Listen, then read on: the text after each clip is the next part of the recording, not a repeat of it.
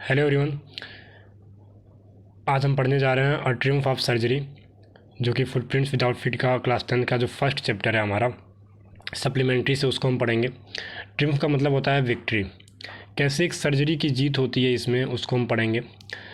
जिसको जो रिटन है, it is written by James Herriot, जो कि खुद इसमें नरेटर भी हैं और एक वेटरनरी सर्जन भी हैं, पशु चिकित्सक भी हैं। और इस चैप्टर में जो सबसे इम्पॉर्टेंट बात ये है कि जब भी हम किसी की भी ओवर पेरेंटिंग कर देते हैं, याद रखना, एक वर्ड याद रखना, ओवर पेरेंटिंग का ये वर्ड याद रखना।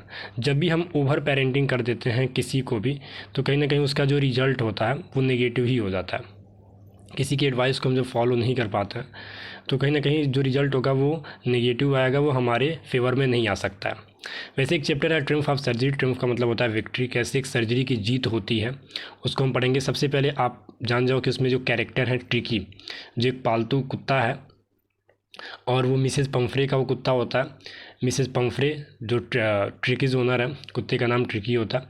और ये मिसेस पंफ्रे ट्रिकी को बहुत ज़्यादा उसको वो प्यार करती हैं, उससे हद से ज़्यादा उससे प्यार करती हैं, उसके लिए सब कुछ वो कर देती हैं। फिर मिस्टर हैरियट, जो खुद इस कहानी के जो लेखक हैं वो हैं और एक वेटरनरी सर्जन भी हैं। हॉस्किन, जो मिसेस पंफ्रे का गार्डनर है। तो ये हम चार जो मेन कैरेक्टर हैं उनको हमने जान लिया। अब हम पढ़ेंगे। सबसे पहले आपको मैं इसकी जो एक ओवरऑल जो समरी है उसको पहले मैं इंग्लिश में नरेट करूँगा, फिर जाके आपको इस हिंदी में उसको समझाऊँगा। देखो, Tricky was a small pet dog of Mrs Pumphrey who was a rich lady.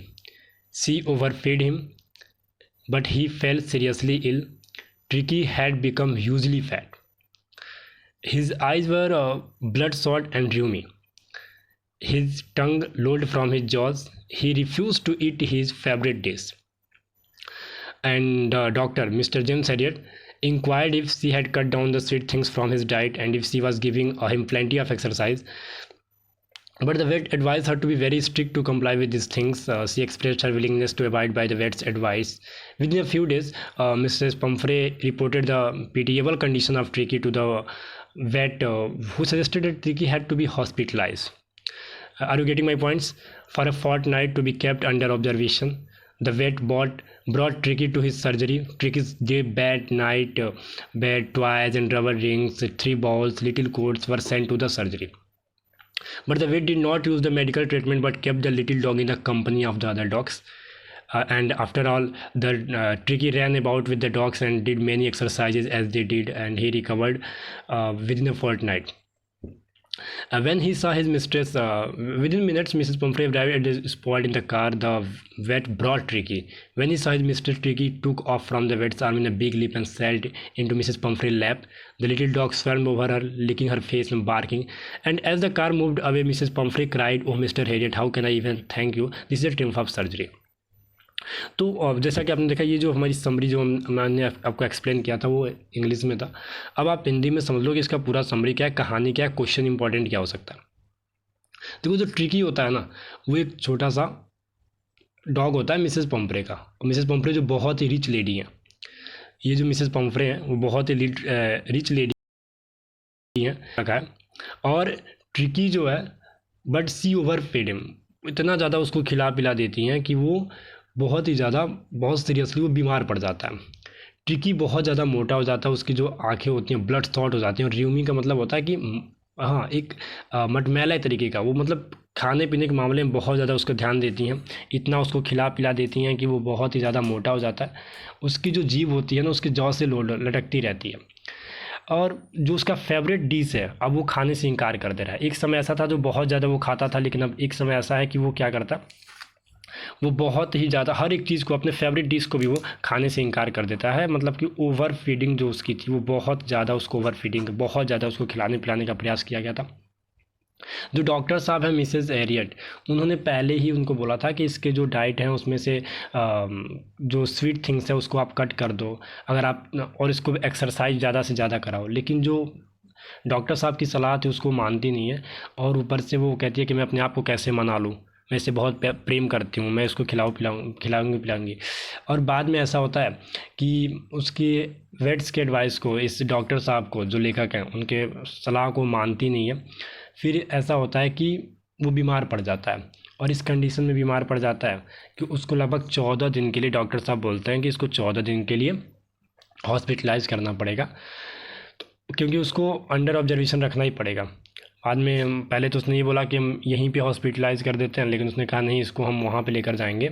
और ट्रिकीज़ का अब जो मैं आपको बताऊँ, उसका डे बेड अलग था, नाइट बेड अलग था, टॉयज थे, रबर रिंग्स थे, 3-3 उसके कटोरे थे, लिटिल कोट्स था, ये सारे की सारी चीज़ों को जो मतलब यहाँ पे जो उसके लिए सुविधाएँ थी वो सब की सब चीज़ें वो हॉस्पिटल में जाता है। और वहाँ जाने के बाद जो डॉक्टर साहब हैं उन्होंने उसको कुछ भी ट्रीटमेंट, मेडिकल ट्रीटमेंट के तौर पर उसको कुछ नहीं देते हैं, उस कुत्ते को, उस ट्रिकी को कुछ नहीं दिया उन्होंने। बस अदर जो अन्य कुत्ते थे उनके कंपनी में उसको रख देता है। और ट्रिकी क्या बोलता है, ट्रिकी को कुछ खाने पिलाने का भी उसने नहीं दिया। हाँ, उन्होंने क्या किया कि धीरे धीरे केवल 1-2 दिन के अंदर उन्होंने पानी पिलाने का उसको प्रयास करता है, उसके बाद ज़्यादा से ज़्यादा एक्सरसाइज कराते हैं वो। और लगभग वो उस जो फोर्टनाइट की बात हो रही थी उस पखवाड़े में वो सही भी हो जाता है। उसके बाद वो जो और कुत्ते थे उनके साथ वो खेलना शुरू कर दिया।